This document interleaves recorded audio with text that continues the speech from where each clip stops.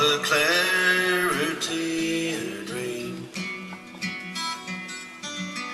Sky so blue, the grass so green, the rain can fall in the navy blue, deep and strong, straight and true.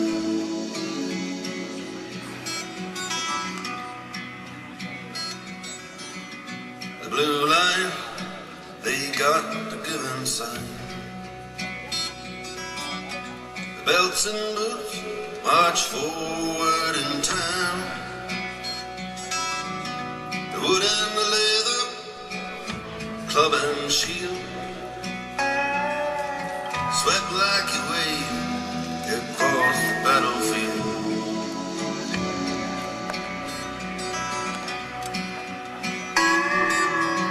Now with all the clarity of a dream, the blood so red, the grass so green,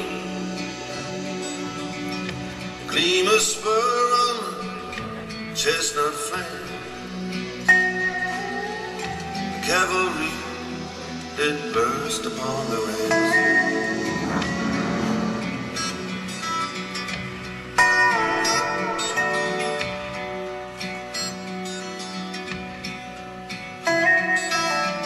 Oh, the iron will and the iron hand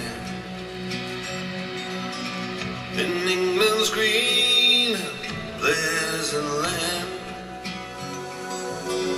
No music for the shameful scene. That night they said it had even shot me green.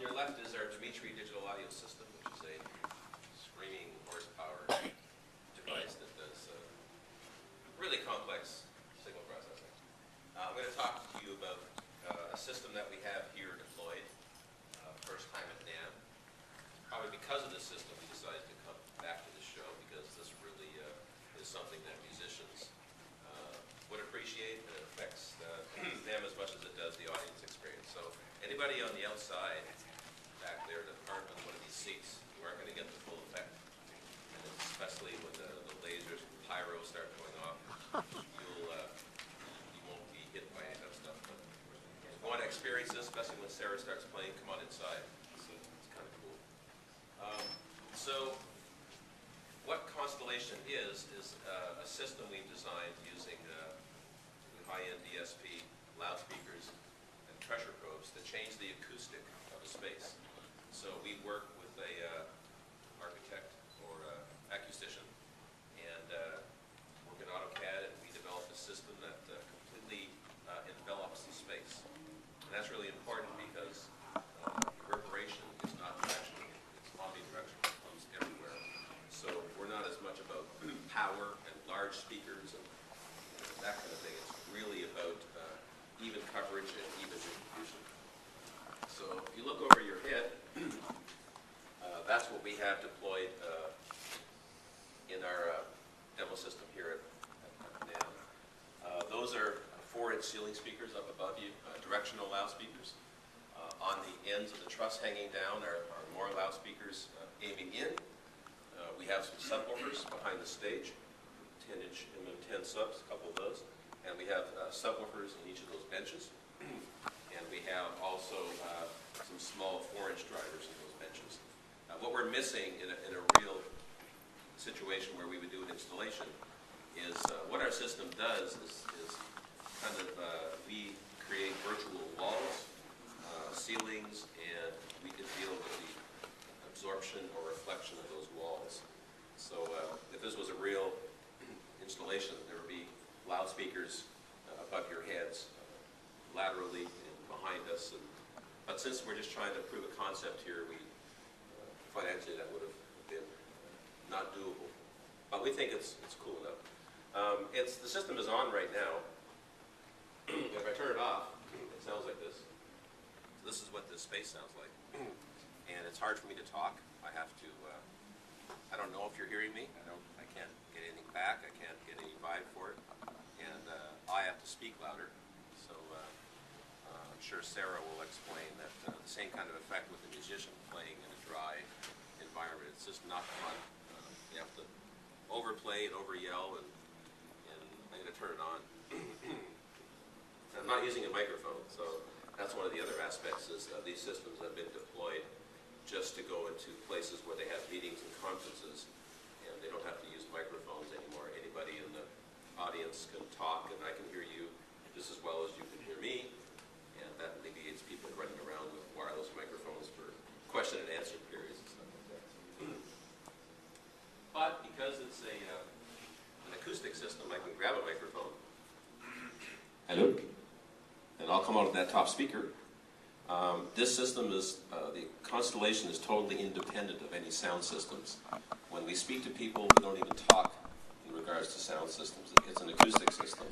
We don't talk to the sound department or the audio engineers. We have to have discussions with the architects and acousticians because it's those people that are determining the acoustic of the hall. And their budgets are way bigger than audio budgets by tenfold. So there are ways to manipulate the acoustic in the space physically by moving walls, moving ceilings, having drapery fly in and out, having coupled chambers. Sometimes they build empty spaces beside the concert hall, open louvered doors, and that couples the acoustic. Many times that can get into tens of millions of dollars to do those kind of changes, and many times they're subtle. So what we do is we work with the architects and acousticians. We want them to deliver us a very well-behaved room with a low reverb time. And that way we can add all these other acoustic environments for the different kinds of performance material. And that's the challenge, is the poor acoustician, if he has no kind of budget to do physical acoustics, says, what time do I pick? Is there going to be symphony in there? Okay. Is it going to be rock and roll? Okay, well, I'll pick something in between. I'll pick 1.4 or 1.6 seconds. So that's okay for maybe the opera, not quite enough for the symphony, and a nightmare for rock and roll. To have a 1.5 second reverb time, you bring in a big PA system, that's not a fun gig, because you're fighting the acoustic of the hall. So we can have them design it dead, and then with our systems, we can provide the end users with all these different settings. And the users just end up with a, in this case, iPad, and they can change the settings. They don't mess with details, the engineering aspects. They just want to be able to turn it off or on. And if a symphony's coming in, they'll have a little symphony button. That's it. It's pretty simple. So if a rock and roll act is coming in, or a big heavy metal act like Justin Bieber, you want to turn the system off so you get all that, you know, high power guitars and the triple kick drum action going on. So we have these systems installed in around the world in different kinds of applications, and this is a little application overview. This is a new performing arts center in Tallinn, Estonia, and it was built to do cinema right up till to symphony. So the reverb time is right around 1 second, and we can take it up to over 2 seconds if we want. And the symphony setting is typically around 1.5, 1.6 seconds. Sorry.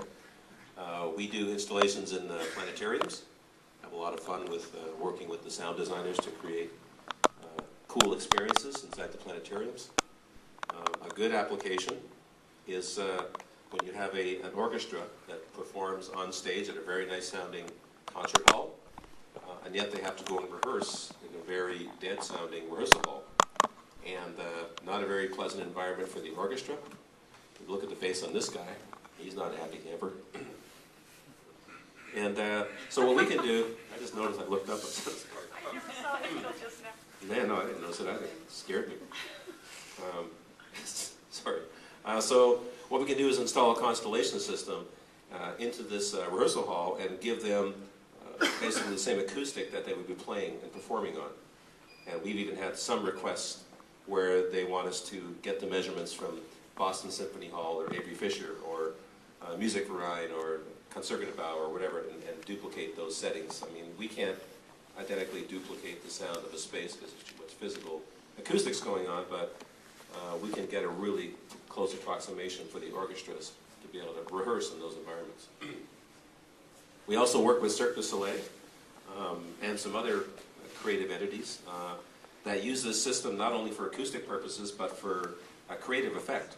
So they'll use reverb settings that are totally unrealistic, really long reverb settings, but they use it. They'll dim the lights. They'll have some fog rolling off the stage, and turn the reverb time up to many, many seconds, and take the audience into a big cavern or something, or some wild experience. If the lights were on, it wouldn't make sense because you look around and go, this can't be happening, but if you can't see the walls and there's a free bar, you don't really know what's going on. One of the cool projects that we worked on recently was Star Wars on tour. And what happened was some promoters got together and said it'd be cool to take Star Wars kind of on the road and bring it to the people. So they took all the best video segments of all the movies. John Williams wrote the score for Star Wars, so he wrote an original score for this, using all of the components of the movies. And the mandate was this was going to travel with the symphony orchestra. They weren't going to just play it through speakers. They wanted a real symphony orchestra and a choir.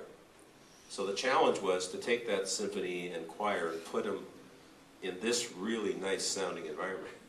This is the O2 Arena in London. This is where the first two shows were the test beds. And very dead acoustic, a nightmare acoustic, good for rock and roll, and the building was designed for rock and roll shows, but a nightmare for the orchestra.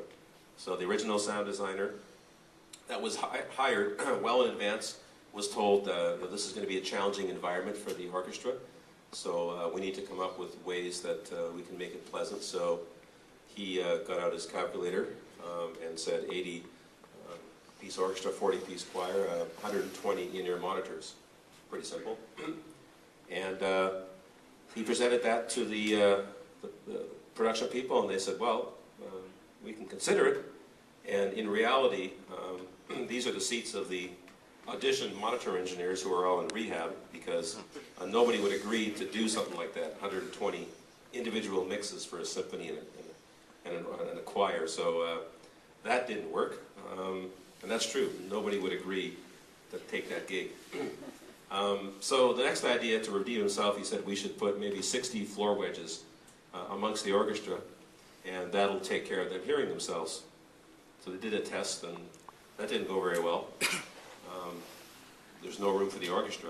There's lots of speakers on stage, but the test was bad because the musicians did not want to have speakers blasting at them on stage and having reverb coming through. The front of house engineer was like, nah, that's not happening. I can't mix all that crap. I need to mix the orchestra. So those are those empty seats over there. That guy is long gone. So they hired a new sound designer named Fred Vogler from LA here, who does a lot of work at the Hollywood Bowl. And he heard of our Constellation system, and he said, we have this unique project. Can you make it a portable system in case this does well and it decides that we can tour it? So we worked with Fred. We worked with the sound company that was doing this production. And the orchestra, and said, you know, we need to work with the set people because we need to put speakers where we need to put them to make this work. And we had to make sure we weren't in the way of any visual elements because video wins all the time. And lighting, you know, you can't block a light. So we worked it out. So we enveloped the orchestra with speakers. You can see some of the lights on the back, subwoofers. So completely enveloped around the orchestra laterally. And as well, we had loudspeakers in the lighting canopy coming down. So we created basically a virtual orchestral shell, electronically, basically. So we were able to simulate walls and a ceiling around the orchestra. And we gave it about a 1.5 second reverb time. So they were playing in their own little concert dream world on stage. They didn't use any monitors on stage, which was great. They had 2 monitors, one for the narrator and one for the soloist, but other than that, it was all natural playing for the orchestra. So that toured for 2 years, and it's going back out again in 2011.